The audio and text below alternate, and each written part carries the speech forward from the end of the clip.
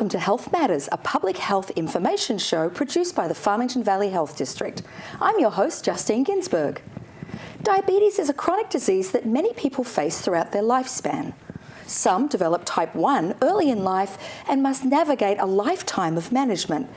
Others may have a family history of diabetes and must closely monitor their health with their doctors for signs of disease. Or perhaps there's no family history of diabetes, but a person may have other risk factors, including being overweight and having a sedentary lifestyle. Some women develop gestational diabetes and must take special care through pregnancy and then be closely followed, as gestational diabetes is a risk factor for developing type 2 diabetes later in life. Others may never develop the disease, but may be caregivers or family of those who do have it, so should know how they can help. However diabetes enters a person's life, the reality is that it affects many people. With the annual cost of diabetes in Connecticut being over $4 billion, the Farmington Valley Health District takes prevention of diabetes very seriously. So today we're fortunate to welcome two special guests to discuss an evidence-based program that the Farmington Valley Health District offers called Live Well Diabetes Self-Management. So welcome Cindy Kozak, the coordinator of the Department of Public Health's Diabetes Prevention and Control Program, that's a mouthful, and Sarah Altieri, who is the Community Health Associate for Farmington Valley Health District. Welcome, ladies. Thank you. Thank you for having me. So this is their first time on Health Matters, so as an audience, let's be gentle, because it takes a little while to get used to being on camera. So let's start with an easy question, or maybe it's not such an easy question. As we discussed in the introduction, diabetes is all too common in Connecticut.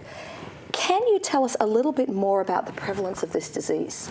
Sure. At the Connecticut Department of Public Health, we keep very good statistics on diabetes prevalence. Okay. And our 2017 data from our epidemiologist tells us that 9.8% of adults have diabetes in Connecticut. Wow, that's just in Connecticut. That's in Connecticut. So that's about 1 out of 10 people. Wow. Comes up to about 270,000 people with diagnosed diabetes.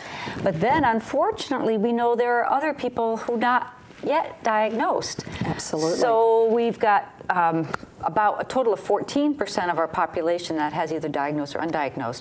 We know, unfortunately, that it is concentrated in certain ethnic groups. Yep. African American, Hispanic, and Asians are high-risk groups.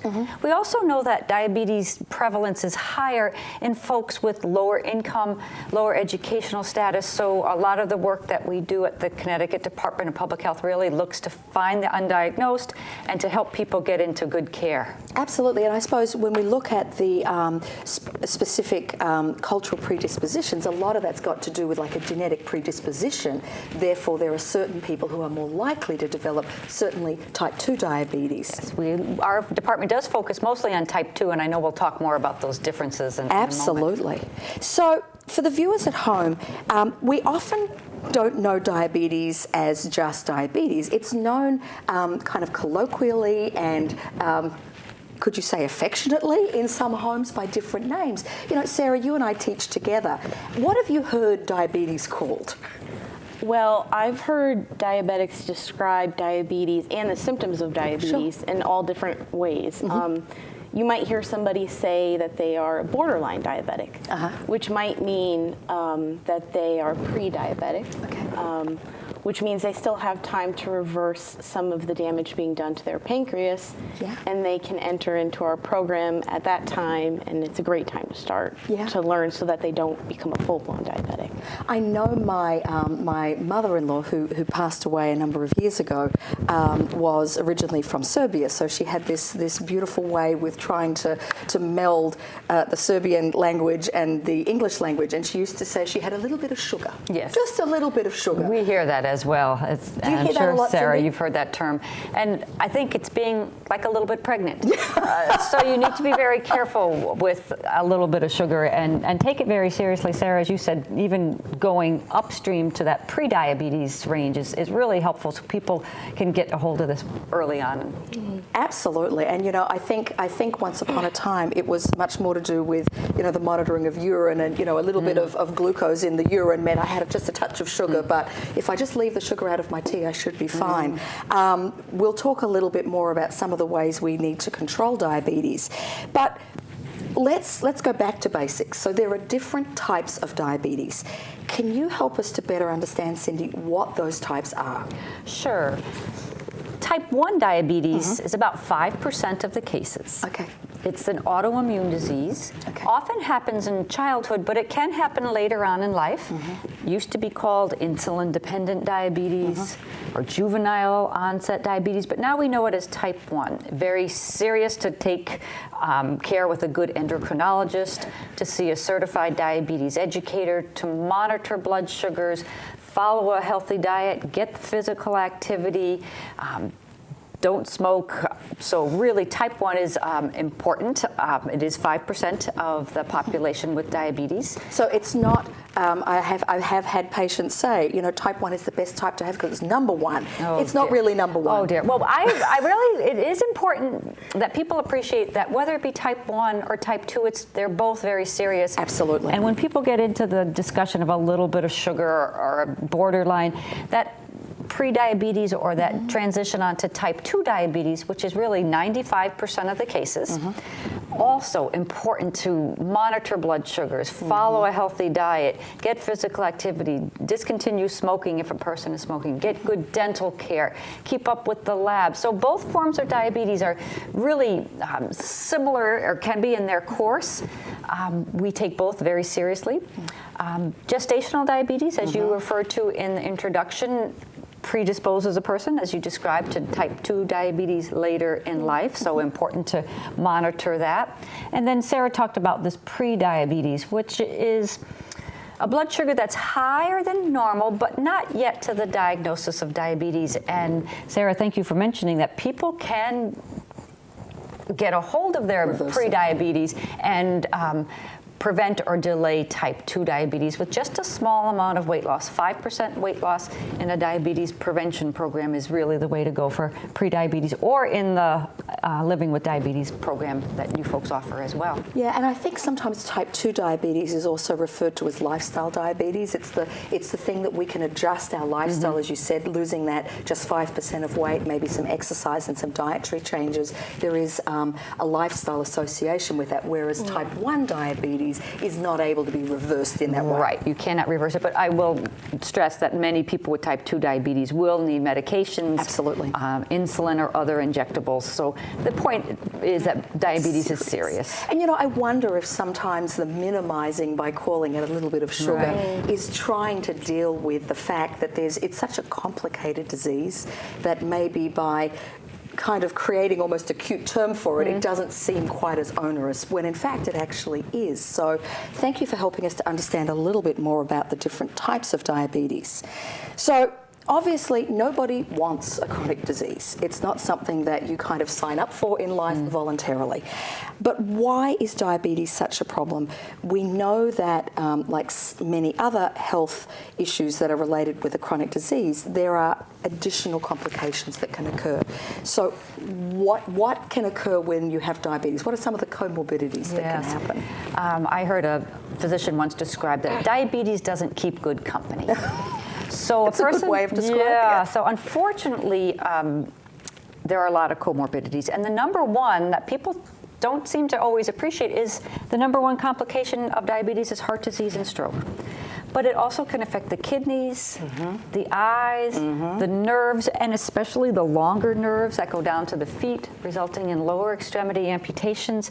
And I don't want to forget the dental implications of diabetes, as well as blindness. It is a leading cause of blindness. So those 5 complications really are ones that people need to control their blood sugar, their blood pressure, and their cholesterol to get a good handle on all of those complications. And kind of day to day, the complication is people don't feel so good. When their blood sugar's high, they feel lousy.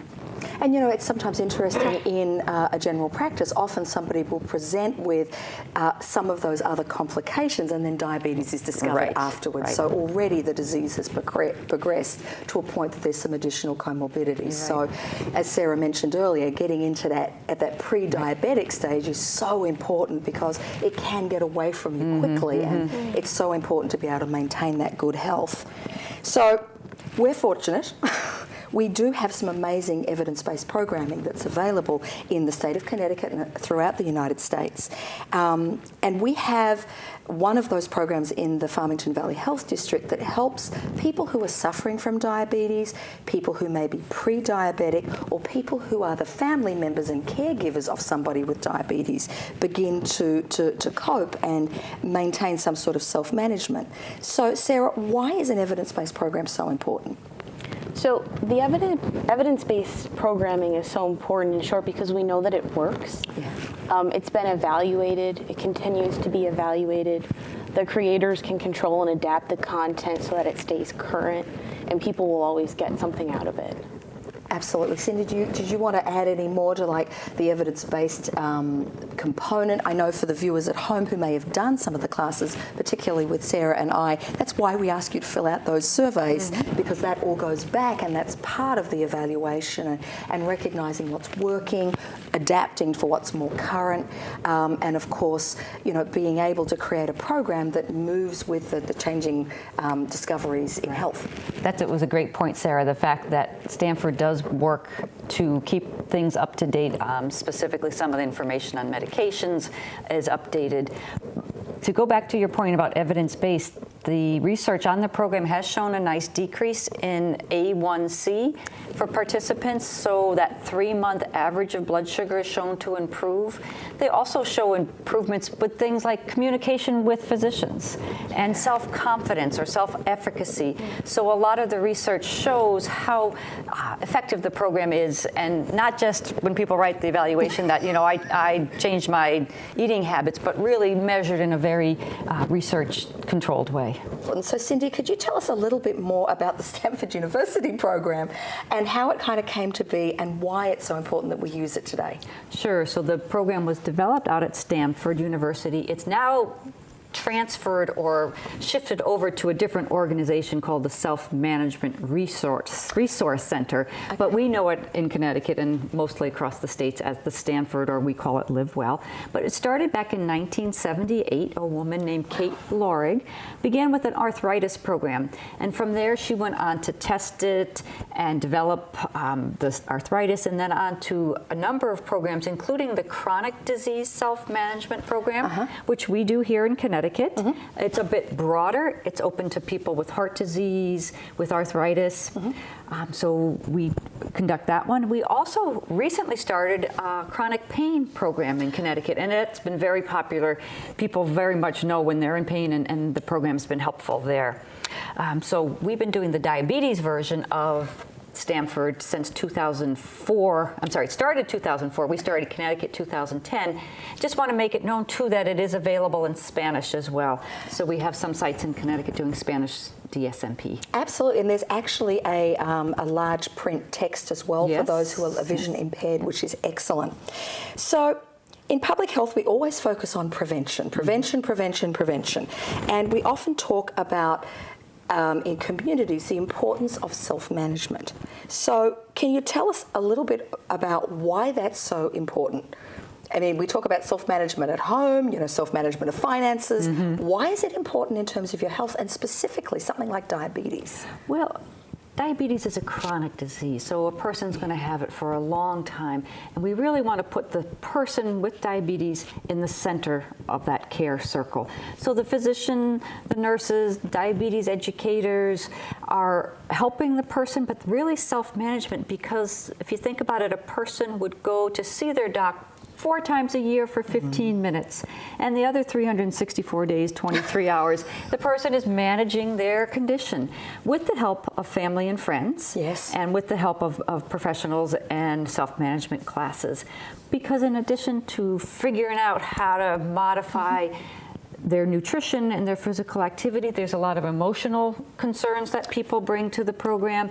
Absolutely. And also needing to kind of fit this into their day. So managing their emotions and managing their normal day-to-day tasks really is the responsibility of that person with diabetes with their assistance. And you know what? I think it's a great segue into the question I was wanting to ask Sarah, because obviously Sarah and I teach together in the Farmington Valley, and we have a lot of fun.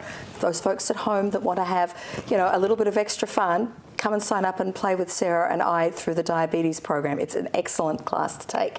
And we'll talk to you a little bit more about how you can sign up. But because diabetes is so complicated, the need for self-management is more than just, one session can teach you. So Sarah, can you tell us a little bit about if folks at home want to sign up for the class, what do they learn with us? So they learn a lot of different skills. The first thing that we present, I think it's in the first session actually, is the diabetes toolbox. And the diabetes self-management toolbox. Beautifully held up by our magnificent tree. Yes. They learn a lot of different skills, including things about nutrition, about exercising. We talk about self-monitoring and how important it is because, like you said, diabetes is very complex and it is very individualized. So you need to monitor after certain activities or after certain foods to know how they affect you. We talk about communication skills and talking with your doctor and decision making, action planning. People really love action planning. Yeah, action planning is something that we'll keep hidden until you actually take the class, but it's something that we ask you to do each week, and actually it's a good segue into the next question, which is why is it a 6-week class, a 6-week course, which is because that toolbox is big and diabetes is diverse, and teaching people to be able to be their own self-advocate and their own diabetes self-manager takes time and practice, and action planning is actually a tool that you'll learn that I certainly know myself as one of the instructors. I use action planning in so many aspects of my life. So it's this secret little weapon that you'll go away with, and I think you'll use the rest of your life. So we talked about the fact that we can't learn all this in one class. We also talked about the diabetes. We are jumping ahead here, folks at home, which is great. We're covering off beautifully.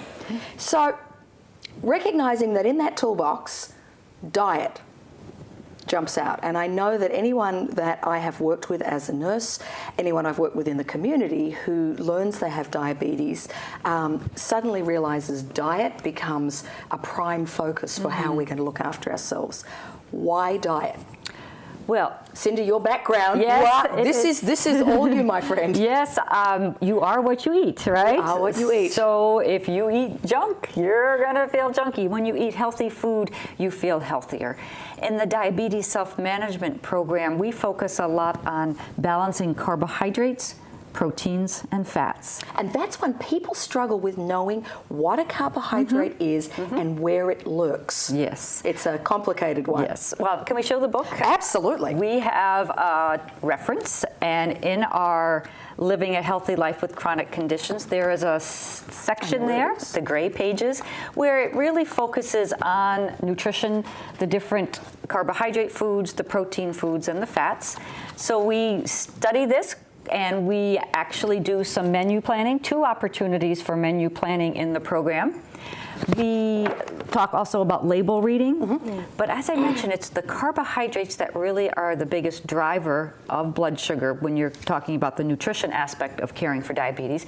So our healthy plate here. You brought some toys. Yeah, we have a visual. It's quite simple in actuality, is to have half your plate covered with non-starchy vegetables. Before we even begin to discuss what's on the plate, can I point out to the viewers at home the size of the plate? Yes. Because this, in many of our homes, is the bread and butter plate. As we have progressed in the world, the plates have gotten larger. Yes. So a dining plate is often twice that size. Good observation. So if we are following the rules that you're about to tell us, just make sure that your plate is the right diameter. It's 9 inches what they describe. Absolutely. And the half the plate of the non-starchy vegetables. No one has ever come into me and said, my blood sugar's up. I think I'm eating too much broccoli. That's not generally a problem. But the benefits, of course, the fiber and the satiety, it helps people feel full when they have a plate, half a plate of veggies.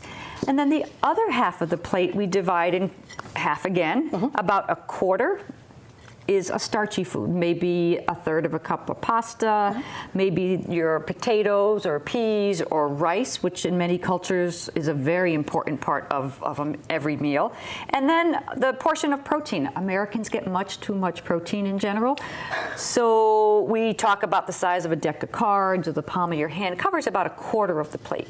But then also on the side, perhaps some milk, another source of carbohydrate, but that kind of rounds out the meal with some calcium. And then for dessert, rather than having cakes and cookies and pies, serving a fruit would be also considered a carbohydrate. Not to say you can eat cakes and cookies and pies, the portion is important, and to work it into your carbohydrate allotment for the meal. So we spend a lot of time, as Sarah mentioned, on nutrition, and because it's so ingrained in a person's day. It is, and look, I think for the folks at home, one of the great advantages to taking the diabetes self-management class is when you feel overwhelmed with the dietary obligations of being a diabetic, what you learn over the 6 weeks is there's a lot of freedom in there to choose how you eat and what you eat. And as Cindy said, you can still have that chocolate chip cookie if it's what you want to do. It's how you allow that in your allowances for carbohydrates for the day. So it's really important for folks to be able to feel like they've got some control over what they eat and when they eat, which can be one of those things that leads us to some of the emotional implications of having diabetes. So why do we talk about emotions when it comes to something like diabetes? Well, it's kind of the elephant in the room sometimes. A lot of diabetes programs don't, in my opinion, don't put enough emphasis on it, so I'm glad that Stanford did incorporate the emotional care. There's a very kind of famous in the diabetes world author named William Polanski. I love his work. He's written a book, Diabetes Burnout. And just those emotional changes, those ups and downs. Now, meanwhile, we need to respect that depression is very real. And we bring this out in the program to say if depression is a factor, it really does need some medical intervention. But if people are depressed, they're not going to do any of this or follow any of the other guidelines, so we really want to address that as well. And you know, Sarah, one of the things you and I both, when we're teaching the diabetes self-management class, we spend a lot of time building that group dynamic so people feel support. You know, what are your observations from an emotional perspective when you see our classes at the end of that 6 weeks? What have they taken away? Well, I have heard that some classes still continue to meet to this day, even though their 6 weeks has long gone. It gets people out of the house. It gets them meeting each other, meeting people that are going through similar things that they're going through. So it's really helpful. And finally, because once again, this happens every time we're on Health Matters, we get so ingrained in what we're talking about, we run out of time. So Sarah, can you just tell us briefly how we would sign up for a program like this in the Farmington Valley Health District? So you can go to our Facebook. The Farmington Valley Health District has their own Facebook. You can also go to our website, which is www.fhd.org. We're also rolling out an electronic newsletter, which we're going to be announcing our programming in the newsletter, so you can sign up for that. And then you can also go to CT. I'm going to give those details right now as we finish up. So folks at home, if you're interested in signing up for the programming, grab a pen, get ready to write down the websites and the Facebook as we come to a close for today's session. So thank you, ladies, for joining us. I hope you'll come back at another point. We can talk about some of the other programming, and maybe we can do a healthy snacks in the kitchen for diabetes. Sure. That would be a lot of fun. So today we learned about the prevalence of diabetes in our communities, the serious complications that are associated with diabetes that are not well controlled can include things like heart disease, stroke, kidney disease, and sometimes even amputations.